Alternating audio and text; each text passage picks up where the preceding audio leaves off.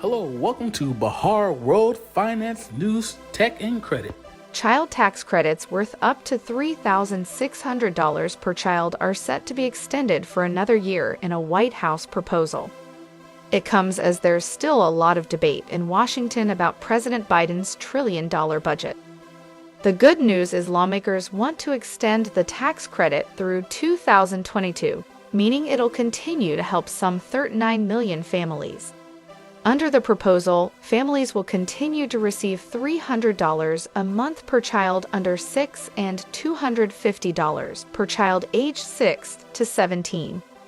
The credits will also be made refundable permanently, meaning those who don't owe any federal tax will get it as a refund. Previously, the credits were worth $2,000 a year per child, but they then increased as part of a COVID relief bill.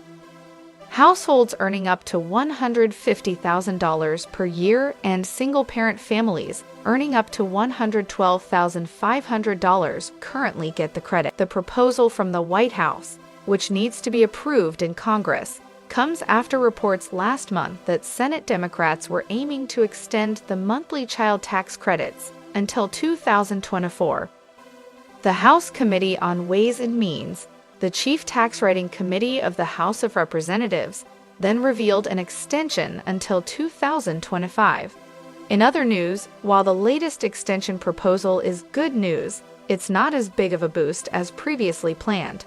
The Democrats' budget plan was originally set to be worth $3.5 trillion, but has now shrunk to around $1.75 million. When will I get the money? Eligible families started receiving the first half of the credit in July 2021.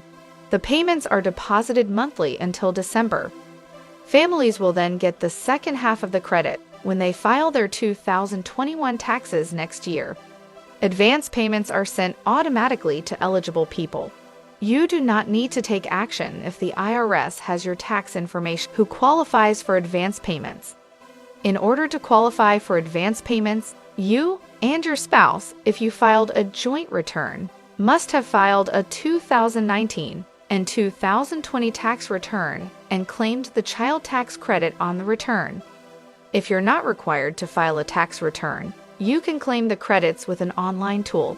You must also have lived in a home in the U.S. for more than half the year or filed a joint return with a spouse who has a main home in the U.S. for more than half the year. Other criteria includes having a qualifying child who is under age 18 by the end of 2021 and who has a valid Social Security number. You also need to make less than certain income limits.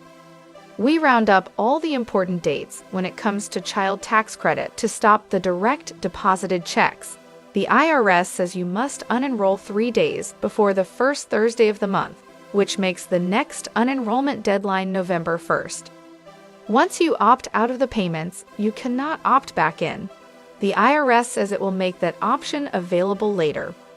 It's important to note, for couples who are married filing jointly, each parent must unenroll separately.